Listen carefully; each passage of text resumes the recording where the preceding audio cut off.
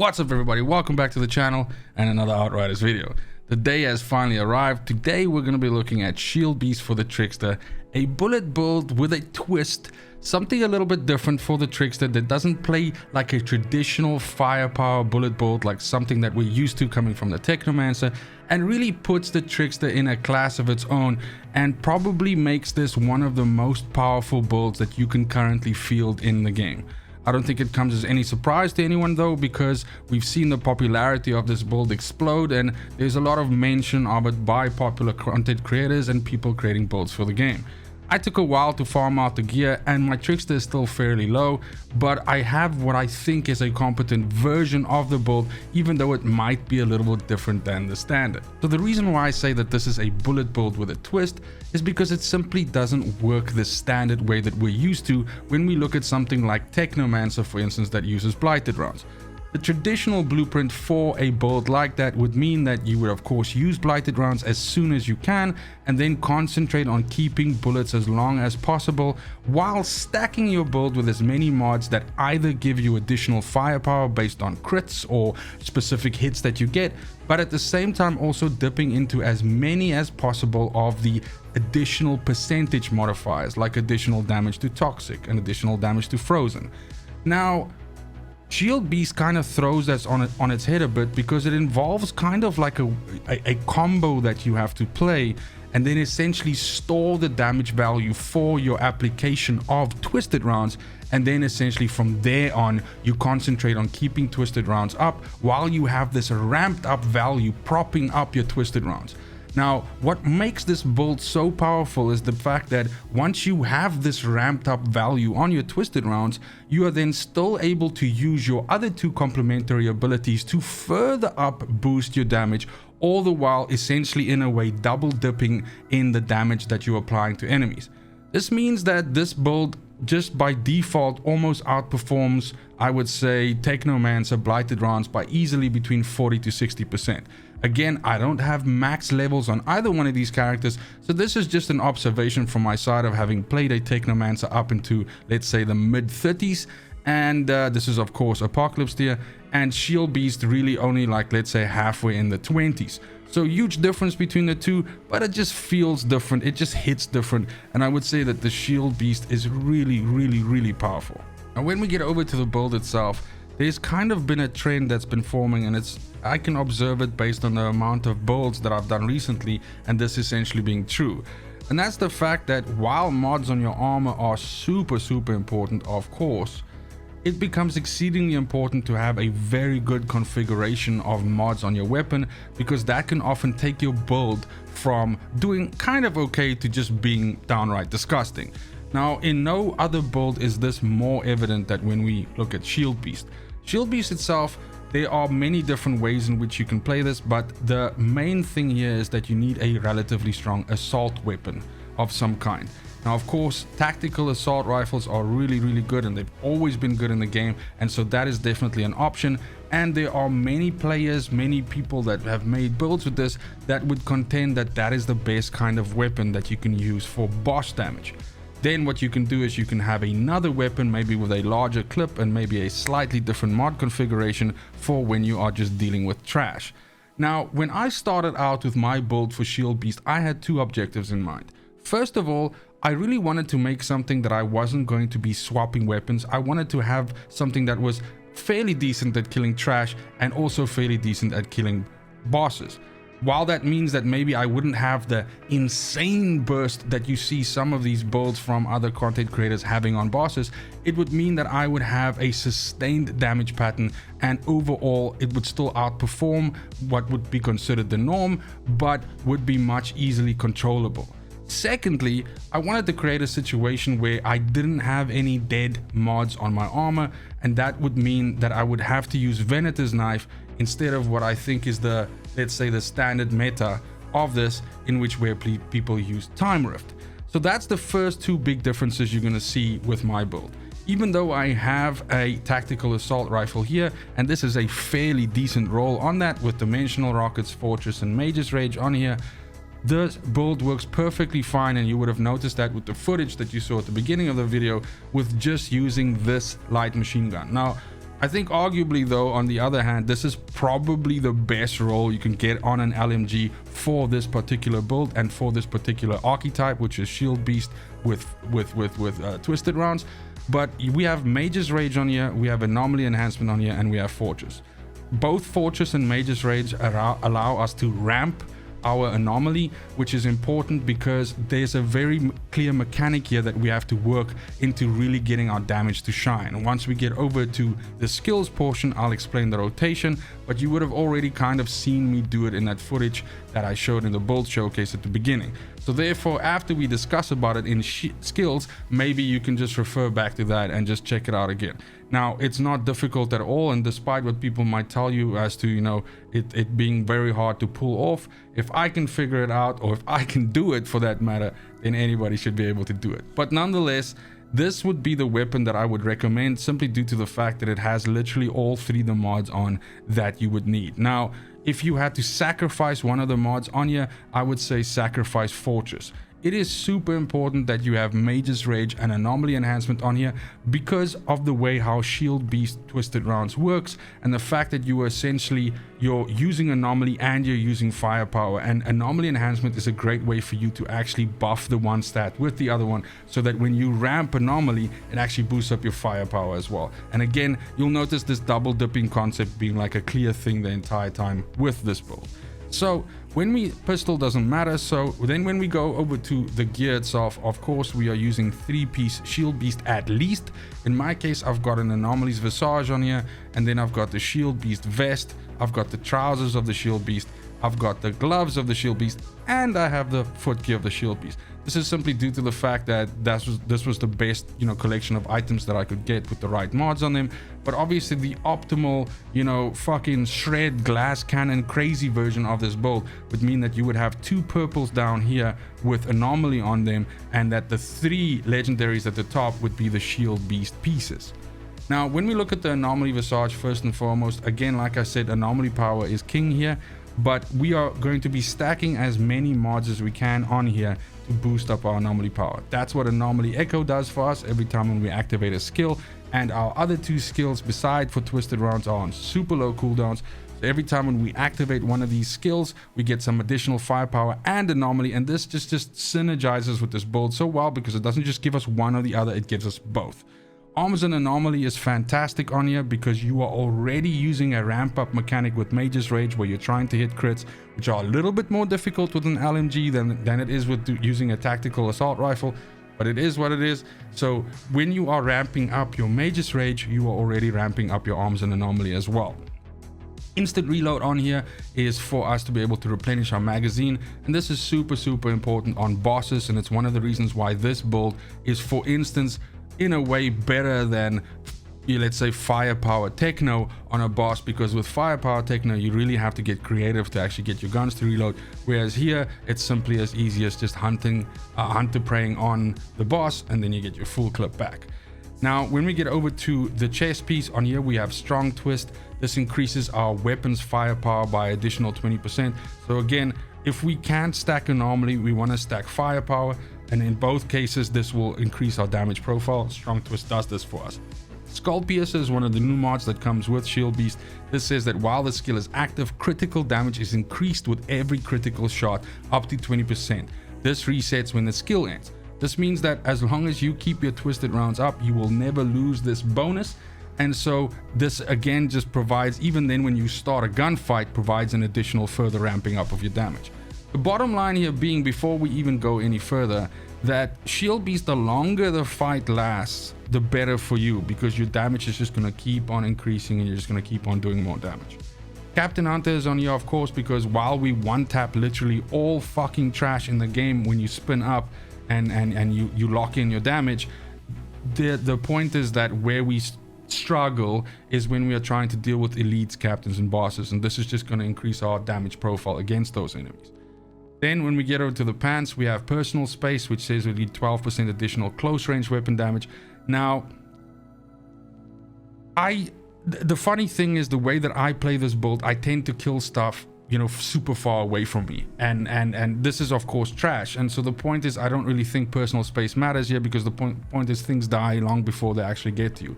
but this helps a lot when you are doing boss fights, and specifically everybody's favorite farm spot right now is of course the second arbiter, and this definitely helps you deal a lot more damage to the second arbiter, so it's good for that. Trophy is on here, which is also a new mod for Venator's Knife, and this is now you'll start seeing why I used Venator's Knife. Otherwise, in some of these pieces we would have, you know, dead mods that wouldn't mean anything if I was using Time Rift or borrowed time or anything like that. And so Venator's Knife here, Trophy says successful shots on enemies marked by the knife make them drop energy orbs that grant shield. Now it's probably a good time for us to talk about the set bonus that comes from SHIELDBEAST, which basically says that every percentage of shield, which can go up to 100% of course, increases your anomaly power by 1%. So the point is you can have a pretty big, you know, multiplier on your anomaly power, which once again just helps you feed, once you use twisted rounds, it helps you feed that additional damage onto your character to be able to sustain and gunfight. Now ammo bargain on here for me is my secondary reload mechanic, and that's because I like to kind of play Trickster, or at least I like to play this build that when I walk into an arena, when I walk into an expedition, I kind of like just mow shit down like a fucking chain gun from one side of the map to the other side. So I only want to jump if I have to position myself because I'm in trouble, or in the case of like multiplayer or something like that, if you know there's already a strong push from the one side, I can sort of like flank and hit from the other side. Like, you know, that could for instance be a thing. But I do like the fact that ammo bargain here allows me to play in that style where if I don't feel like fucking around and hunter praying and going crazy, I can literally just walk and run and gun and throw knives and shoot and throw knives and shoot, and I can just play that way, and it absolutely just decimates enemies. Now when we get over to the gloves themselves, we have another ramp up mechanic for anomaly power here, power assimilation, which gives us some more anomaly power for every elite that's present on the battlefield. Good stuff. And then we have cut them deep on here, which is a mod that I am every day more and more impressed with. This is a Venator's Knife mod that says elites marked by this knife receive 30% more damage. This means that if, for instance, like when I'm fighting the arbiter, when I do my combo, I ramp up and I start shooting the arbiter, and as soon as my Venator's Knife and my hunter prey is up, I just go Venator's Knife again, I hunter prey on him, I spin around him and I shoot him in the head, and immediately you notice this massive increase in damage because you're benefiting from this additional damage here. Dum Dum Bullets is on here, which increases our assault weapon damage. Now assault weapons can be, you know, of course tactical assault rifles, but also LMG, so both of them, you know, benefit from that.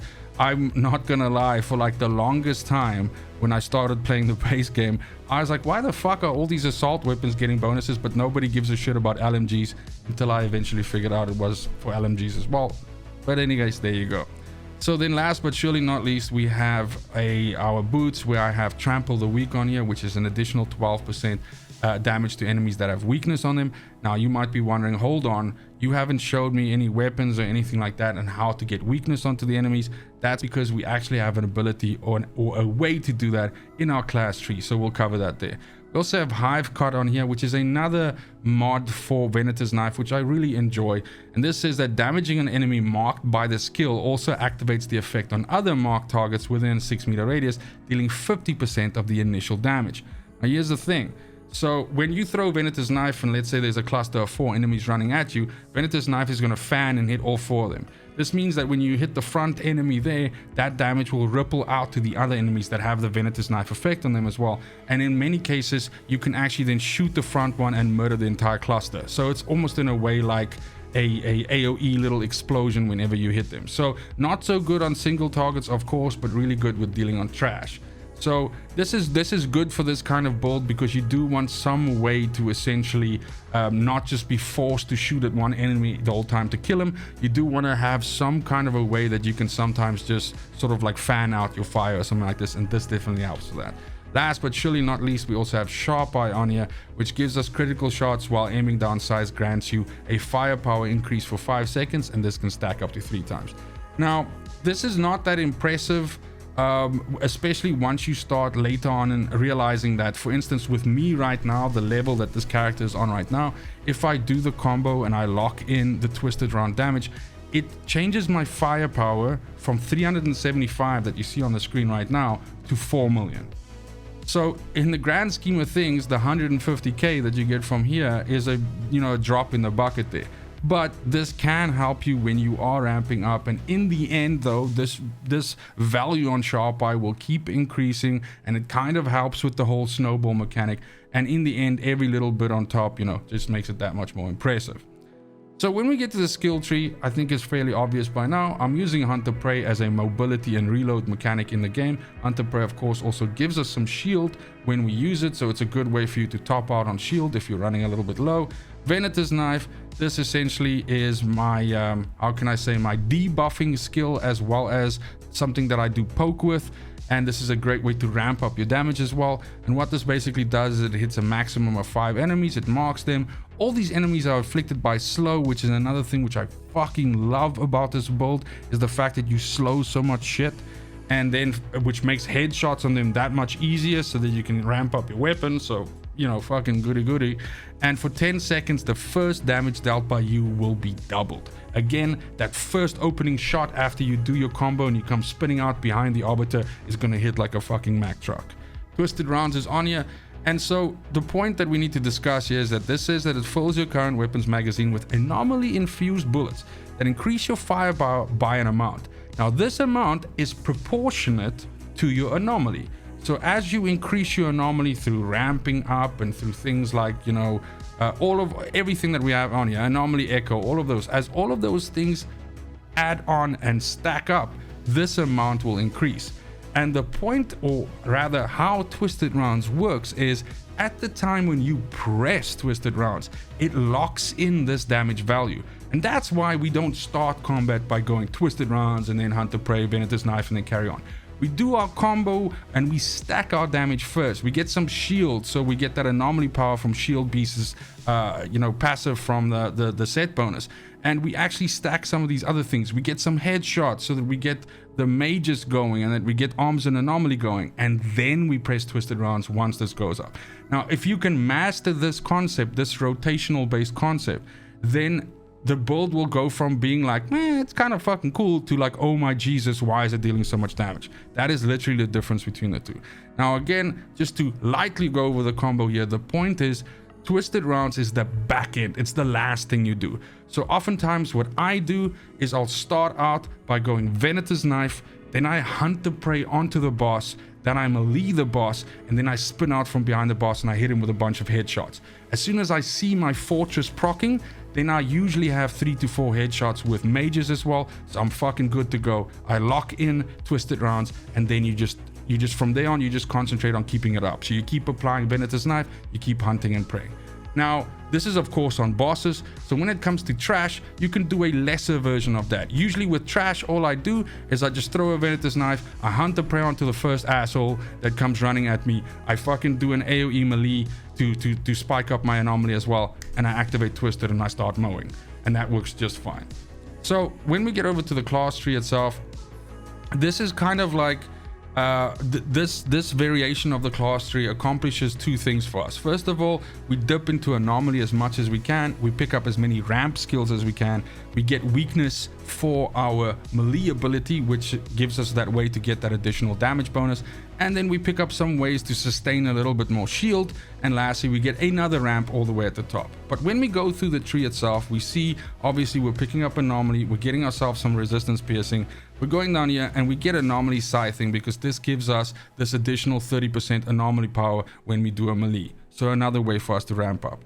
We absolutely pick up Assault Master because we are using assault weapons, so that's just great damage that we wouldn't want to sacrifice. We pick up some more concentration nodes. We get our first ramp up via our deception skills for 50% anomaly power via counter shield. We pick up some more resistance piercing, another 2 concentration nodes, and we get combat shields timeline here, which gives us a ramp via our movement skills. So now when we use Venator's Knife, we get that increase, and then when we immediately hunt the prey after that, we get another increase as well. Then at that point, we shoot up here, we get Wither Scything, which says that our class melee skill inflicts weakness to all enemies hit. So if you hit, it's gonna hit what's in front of you, or you can do an AoE slam and hit everything around you. Then when we get here, I spend 2 points to actually get myself shields timeline here and shields timeline here. This decreases your shield degeneration speed by 60% if you pick up both of these. Now, shield, of course, goes down by itself over time, and of course, it depletes when you get fucking shot or damaged. So the point is, in those moments where you aren't actually taking damage and you're transitioning from, you know, one area to another area or something like that, this will just help your shield last a little bit longer. Outrider execution is good here because now, again, we already have a whole shitload of ways how we're ramping up anomaly. We're also ramping up weapon damage. So when we actually do our hunter prey, we're getting anomaly power, and we're getting, well, anomaly power, and we're getting weapon damage. Sorry, my tongue went fucking haywire there. We also get ourselves a little bit of close range weapon damage here, and we pick up some critical damage here. This build shines when you can pull off crits, and especially if you want to get really spectacular fast kills on the Arbiter, you can body shot him for sure. But if you really want to kill that fucker fast, like within 10 seconds, then you just hit headshots and you're good to go. And then last but not least, we pick up disruptive firepower here, which again just gives us additional weapon damage off of every Venator's Knife fan that we do. Now, PAX Tree, this is where it gets interesting. And I think that there's maybe 3 schools of thought when it comes to how you build SHIELDBEAST. I know that there's a very popular variant that pushes all the way through to Perpetuum Trickery. And I think this is a very powerful build. And I've seen some very impressive things with that. And I think this might be the more popular way to build it, if I'm not mistaken. I think Perpetuum Trickery is probably the meta, I would say, in a way. Then I do know that there's also a variant of this that actually goes into something like Goals Beyond Understanding, which you know, could give us, you know, meticulous schema over here, which then basically makes this into like an AoE killing machine, I would say, because you have all this damage that you share via deception skills and, you know, all of that. I think this is probably the less played version of it. And then the version that I've kind of settled on ends up giving us Spectral Spike. Now, what we have here is we have damage, which says that damaging enemies with damage skills increases your damage by 10%. That's fucking a lot of damage. But of course, our Twisted Rounds is a damage skill. Then next on, that gets us to Adaptation, which says that activating skills grants you 15% anomaly power or firepower for 5 seconds, depending on which one of them is higher. Your anomaly power will be higher, so you're going to get more anomaly power, which again just helps with that lock-in effect that you do with Twisted. Next, we go over to phasing. This is simply a survivability, you know, sort of stone for us. So this says activating skills grants you 15% shield and 10% shield to allies, which I think is really, really nice. And this means that basically if you pull off that whole little combo that I was talking about, so you go Venator's Knife and you go Hunter Prey, that by itself is just going to go ahead and give you like 30% shield already. Then this gets us to Harrowing, which says that it increases your resistance piercing by 10%. Each enemy in close range increases the bonus by 2% up to additional 10%. So that gets us to a maximum of 20% additional resistance piercing. And then last but not least, Spectral Spike.